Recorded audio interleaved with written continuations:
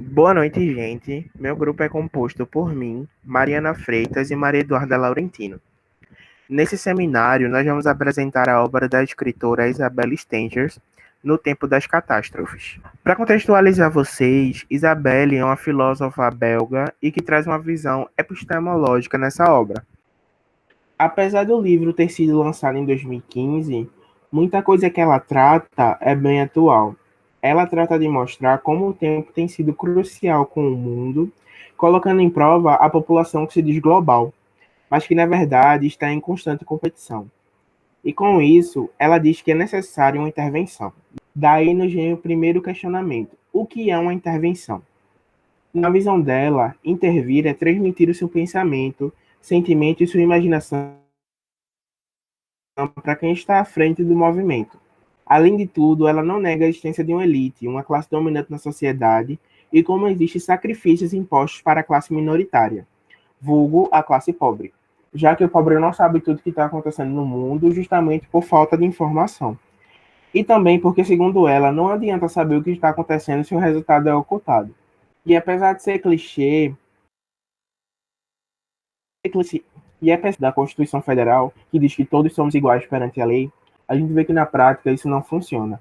Até porque, como ela trata no livro, a classe pobre ela é completamente distinta da elite. Um tópico importante que ela fala no livro são as doses de esperança que são injetadas na classe pobre, para que assim possa se aproveitar do pobre. Ela cita como dose de esperança, como se tudo pudesse voltar a mudar, como se o planeta pudesse voltar a avançar, como se a nação pudesse voltar a avançar, a crescer. A gente vê que isso é bem atual hoje em dia, né, com o governo que está em questão, mas a gente deixa isso de lado, pelo menos nesse seminário. E com essa dose de esperança, o rico, a elite, se aproveita do pobre. Com essa esperança de que o mundo possa voltar a crescer, é implementada uma caça aos desempregados, como ela diz, que é como ela denomina a lei de oferta e demanda. E um trecho muito importante que ela fala no livro foi que eu trouxe aqui para vocês, que é: e é precisamente esse saber, hoje comum, que cria o sentido distinto de que outra história começou. O que sabemos agora é que, se aguentarmos firme e continuarmos a ter confiança no crescimento, é que nem eu havia dito, são essas implementações de sacrifícios que Isabelle traz para a gente. Ou seja, se você receber menos, mais para frente você vai receber muito mais, porque esse dinheiro que você deveria estar recebendo agora está sendo implementado para um crescimento do país. E agora eu vou passar a minha fala para minha colega de grupo, Mariana. Bom, de quem é a culpa? A autora tem uma visão de tentar alertar o já alertado. No caso, ela tenta alertar o leitor sobre as condições de que o capitalismo deixou evidente, que é sempre tentar crescer e crescer independente das consequências. Nisso, ela coloca como um problema as pessoas terem essa visão de que uma hora o sacrifício que eles estão fazendo vai valer a pena. Então, fica sempre nesse ciclo vicioso de achar que sempre vai melhorar, só que às vezes não melhora e sempre tem aquele pensamento coletivo de que vai melhorar. E acaba de que as pessoas se frustram e não acontece nada. Então, assim, ela coloca como maior culpado os nossos responsáveis, no caso, as pessoas que nos gerem, que nos dirigem, que governam, basicamente os empresários e os governantes. Aí, no caso, até eles mesmos têm essa visão de que achar que uma hora as coisas vão melhorar. Mas eles acreditam até num milagre que nem existe, né? Então, ela quer dizer que de quem é a culpa, só que é uma culpa muito generalizada. Claro que tem um peso maior, só que o problema tá aí, sabe? O problema-chave é esse. A autora no livro, ela tenta exemplificar de formas como poderíamos evitar esse ciclo vicioso e explica formas de, no caso, entre aspas, ensaios, que ela, como ela coloca esses termos, que é para nós nos prepararmos para conseguir mudar essa situação e revolucionar. Então, a preocupação maior da autora é essa. Boa noite, gente. Eu vou dar continuidade à apresentação e no primeiro momento vamos abordar a questão do capitalismo, né? Esse capitalismo que nos captura numa ideia de crescimento e de desenvolvimento econômico, né? Pautado sobre um progresso. que vai chegar um dado momento, segundo Isabelle, que essa narrativa de progresso ela não vai fazer mais tanto sentido, né? E daí vai ser exposto através de alternativas infernais, né? Vai ser submetido a isso.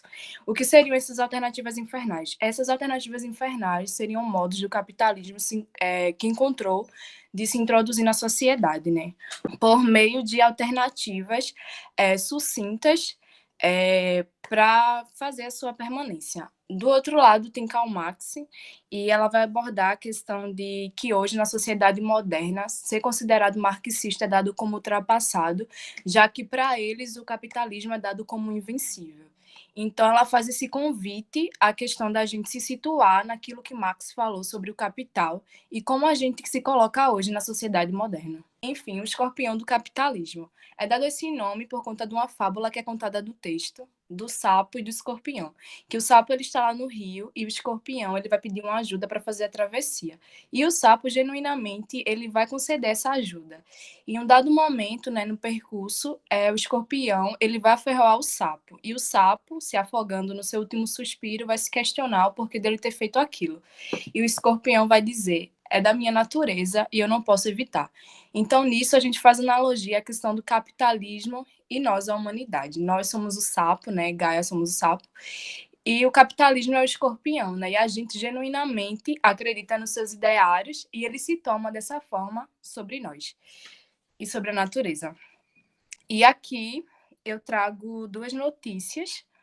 Do meu lado direito tem o Trem-bala da Devastação, que é um modo de alternativas infernais, como eu citei no primeiro momento, que é a questão de mostrar um projeto mascarado de sustentável, verde, amigo da natureza, mas que não tem nada de verde, né? O capitalismo ele é total cinzento, ele não é verde. Então aqui é dado um projeto, né, passado por sustentável, o que enfatiza ainda mais a questão de se introduzir através de alternativas infernais. E aqui na manchete, ele vai enfatizar aqui abaixo, né, que 48 povos indígenas foram afetados, né, e danos ambientais irreversíveis. Em um dado momento no texto de Isabelle, ela vai falar, né, dessa questão dos pequenos agricultores, né, principalmente sobre os indígenas, e o quanto eles têm essa narrativa de dizer que é um preço duro, mas é preciso arriscar, né, que é tudo pelo progresso. Ou melhor, hoje em dia, pela competitividade, como ela fala no texto. E do outro lado, né, tem uma questão mais recente, que é: enquanto milhares de brasileiros morrem na pandemia, o governo aproveita para enfraquecer leis ambientais. Isso aqui é uma coisa próxima de nós, né? E vai enfatizar também, sendo uma alternativa infernal, a questão de como o capitalismo ele aproveita desses meios, né? Dessa situação de fragilidade e vulnerabilidade para se introduzir. Então, ele vai aproveitar, principalmente desses momentos, né? De um modo que, como ela fala no texto, Isabelle, que ela fala que o capitalismo ele não gosta de barulho. Então, eu acho que isso aqui enfatiza bem, né? A questão que ele é justamente desses momentos, o qual a gente não vai estar atento a tantas outras coisas e vai se introduzir dessa forma. E aqui vai a questão da intrusão de Gaia. E, no primeiro momento, a gente entender a intrusão não como um problema, porque para um problema há uma solução, mas a intrusão de Gaia é entendida como um acontecimento. Por que um acontecimento? Porque a gente precisa lidar, né? A gente precisa aprender a compor com Gaia. Então, a intrusão de Gaia é dada como um acontecimento, o qual não vai passar, a gente tem que aprender a lidar, e nisso a gente tem que fazer uma nomeação de como a gente enxerga a Gaia, né? A gente não pode enxergar a Gaia como vingativa apenas porque ela reagiu a uma ação da gente mesmo que ocasionou e não respeitou a ordem das coisas. Então, a gente tem que entender Gaia não como vingativa, mas como responsável, né? Ela apenas reagiu a uma ação. E entender Gaia como um ser vivo, né? E um ser vivo que ele responde. Então, a gente precisa aprender a respeitar os limites de Gaia e aprender a compor com ela. E aqui são os responsáveis, né, esse que causou a intrusão, esses que estão atrás, né, do capitalismo.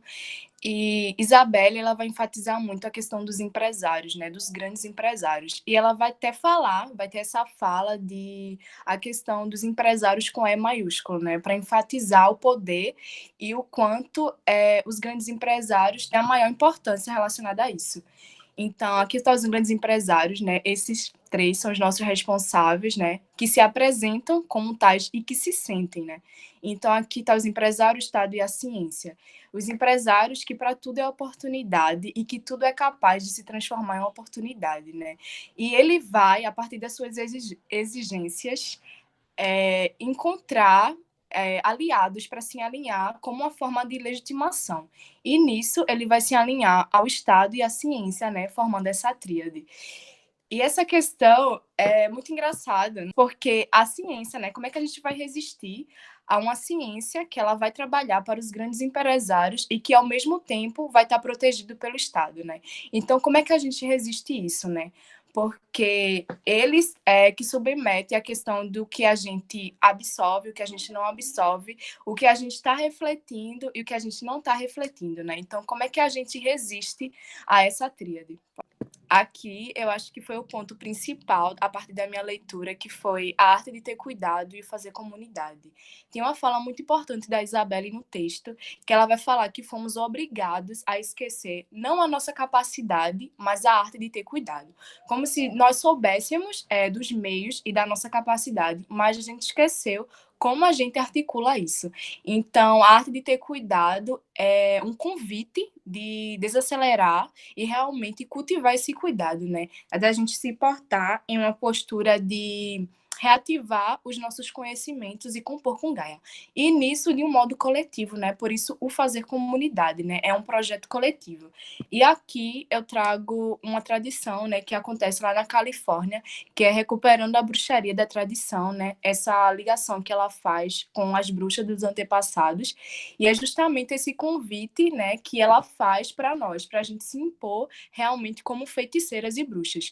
Principalmente ela vai falar, né, sobre essa questão das mulheres, né, da mulher e a natureza, né, essa conexão maior. E daí, realmente, para a gente se condicionar a essa posição de feiticeiras. E nisso, né, alinhado com os movimentos anticapitalistas, com os movimentos da bruxaria, para compor com Gaia e respeitar de um modo coletivo, né, a compreensão de Gaia e aquilo que ela nos tem para dizer. E só para fechar, a autora coloca tudo isso como uma questão de urgência.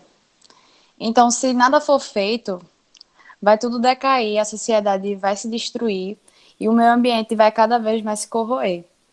Então, a mensagem que fica é cada um fazer sua parte, que é o necessário, e nós devemos sim fazer pressão ao nosso Estado.